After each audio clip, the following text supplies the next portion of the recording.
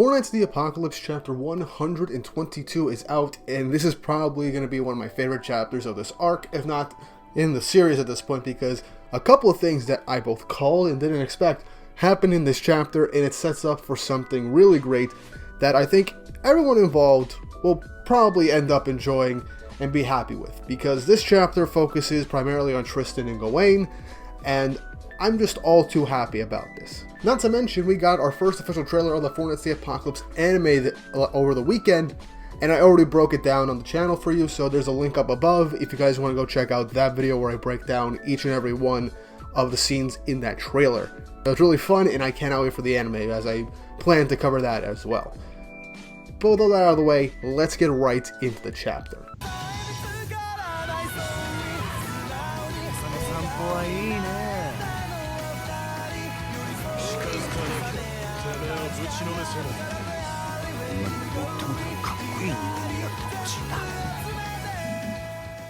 So chapter 122 of the Four Knights of the Apocalypse, titled The Washouts, as the cover image is literally just Tristan and Gawain. And this literally does kind of showcase what's going to be said in the later part of this chapter, as Tristan and Gawain are consider themselves like washouts in comparison to the rest of the group and to the people that know them.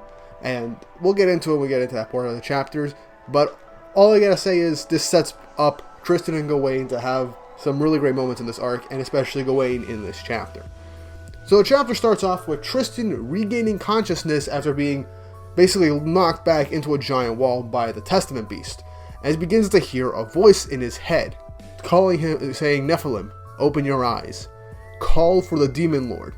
He may yet be able to stop us." As this is Schwartz trying to speak to Tristan telepathically. Don't ask me if I think this is telepathic based off of how the text bubbles are. And he is trying to fight to control the Chaos Staff, but is telling Tristan to call for Zeldris, as he might be able to stop them. Schwartz states that they failed to protect Percival, and now they've fallen for the human's trap, and to hurry and call for Zeldris because he can't hold on to himself any longer. Tristan says that he'll save him, but he just yells out that your power isn't enough to stop us. Tristan says, "No, I'll do it," as he lunges forward to the Testament Beast, saying, "I'll show you I can," as he's immediately punched straight into the ground by a Testament Beast with no issue. He loses his swords for an instant, and the Testament Beast gets ready to launch another sword attack. As it swings its sword, Tristan jumps back, grabs his two swords, and manages to plant his feet and block the attack with a parry, but unfortunately he wasn't able to be strong enough and was still flung back into the air by the sword's momentum.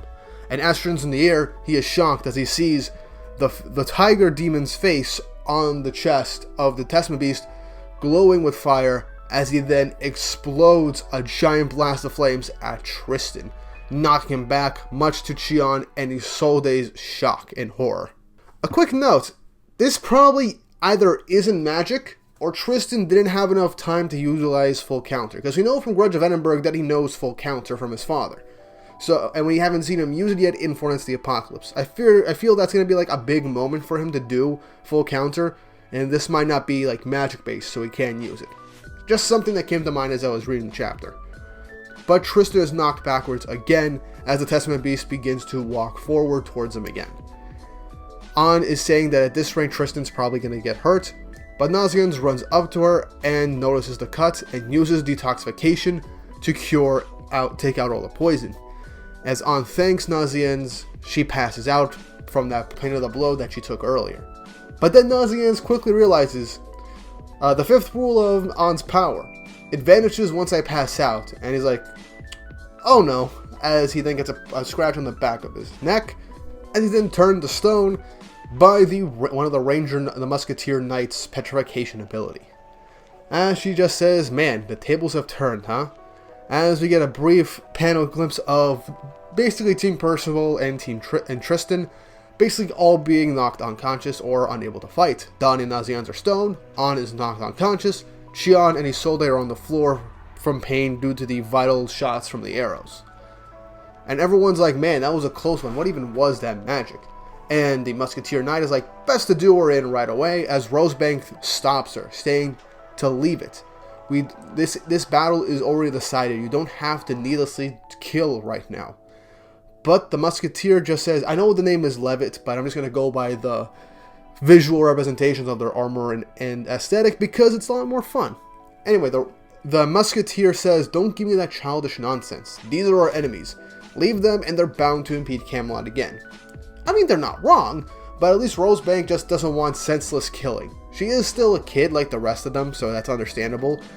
But I like how these Chaos Knights, being seniors, while do kind of hear her out, they're like, no, we can't do this. They're gonna be a big problem for us later on in the future anyway. And the big guy with the three-faced helmet, all too giddy about it, says, there you have it, as he begins to laugh. But then Gawain, standing up right in front of them, says to stop. Don't lay a hand on my friends. Now the pheasant, I keep switching between falcon, hawk, and pheasant. I'm just gonna say pheasant, it looks like a pheasant for some reason right now. The pheasant helmet knight says, why, you're a conjurer with no magic now. You didn't forget that we've bound your magic, did you? And without that, you can never outmuscle those stout demons. A little girl like you can't do a thing. Oh man, the build-up for this moment is something that I have been all too happy to anticipate. And I kind of called this instance last chapter.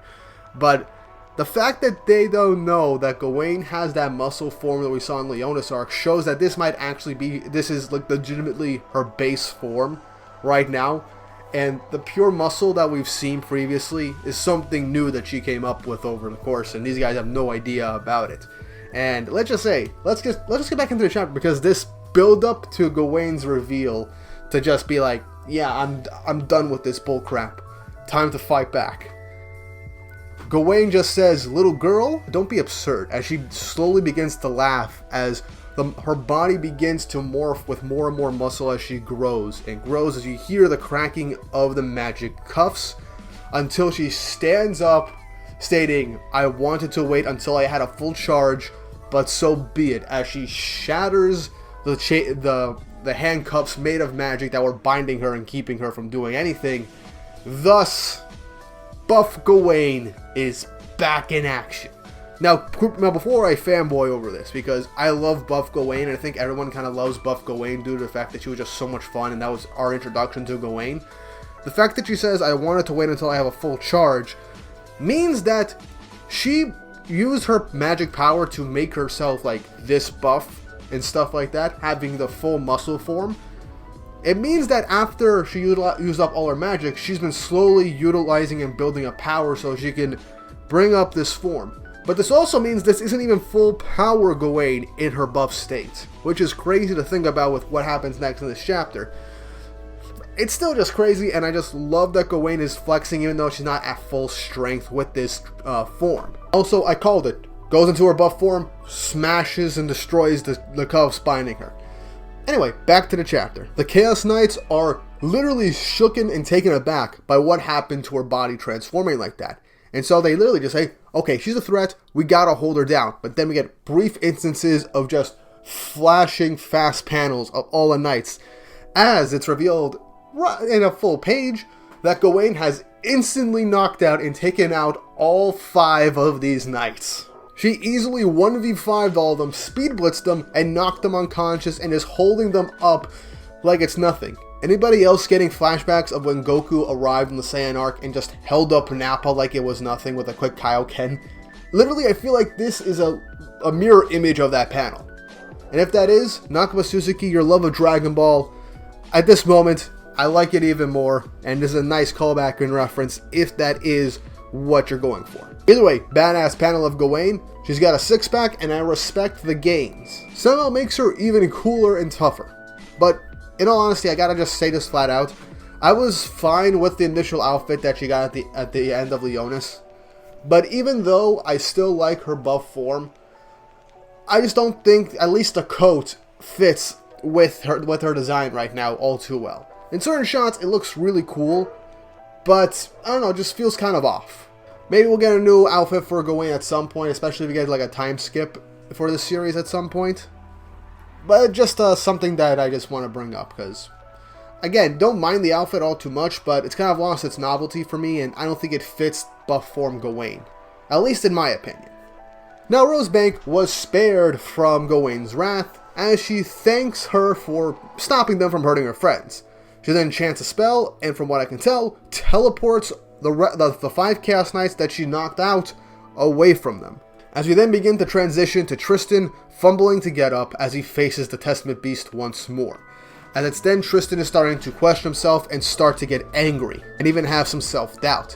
He begins to say, so this is it? I just can't beat you? Because I'm not like mom and dad?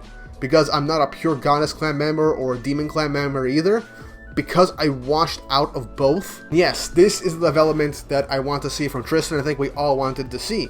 He is acknowledging the fact that he's not a pure of either of his parents, from where he came from.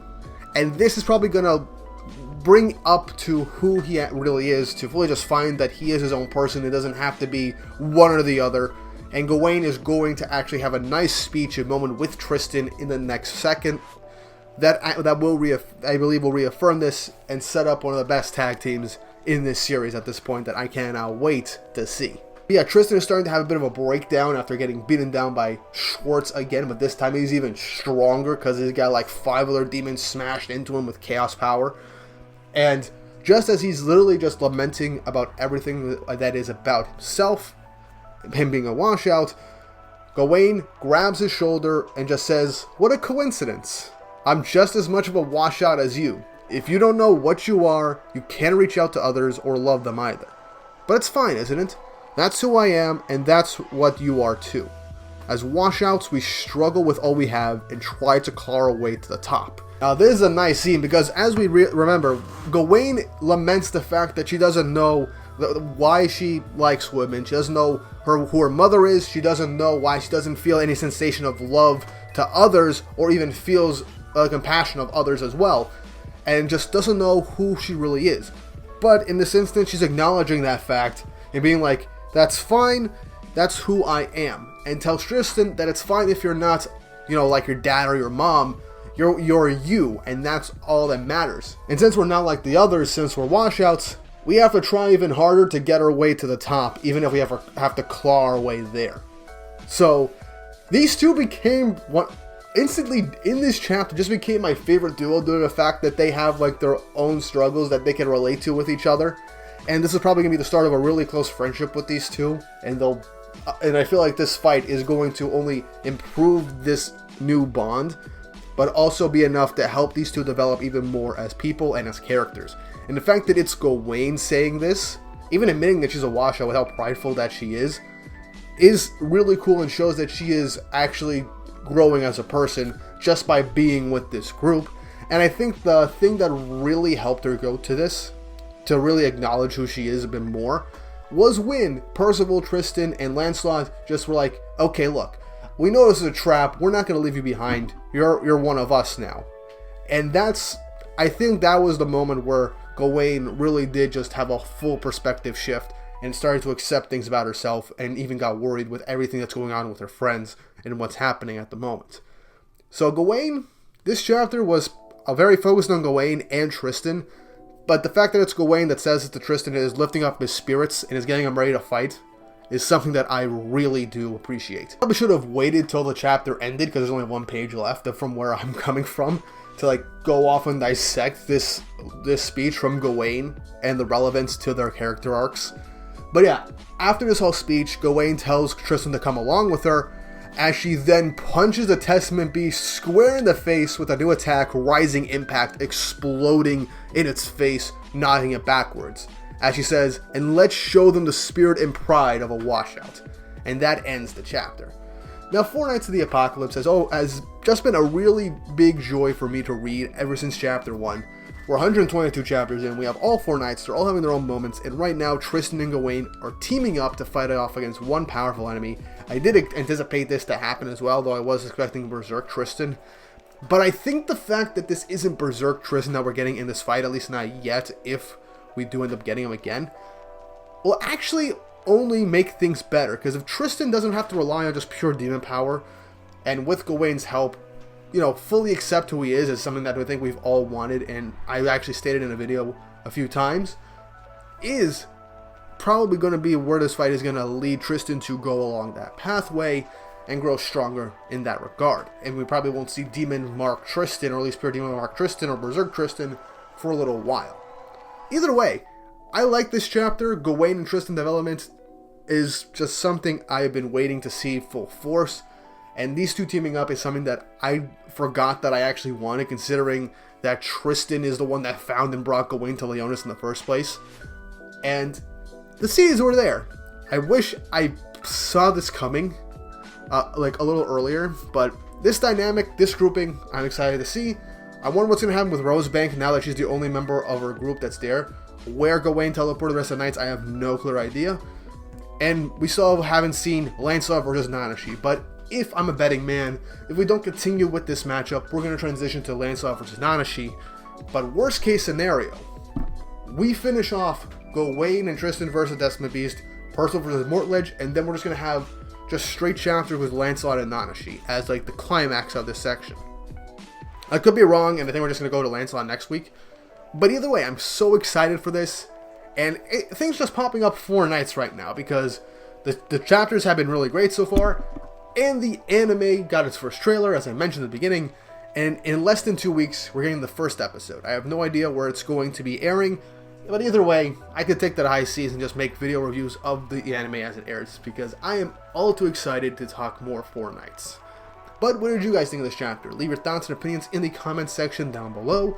And if you enjoyed what you see here, don't forget to subscribe to the channel and hit the notification bell for updates on future videos, and like the video, as it helps the algorithm recommend me to more people, and we can expand the fan base as a whole throughout each and every single one of these videos, and it encourages me to keep making more Fortnite's content.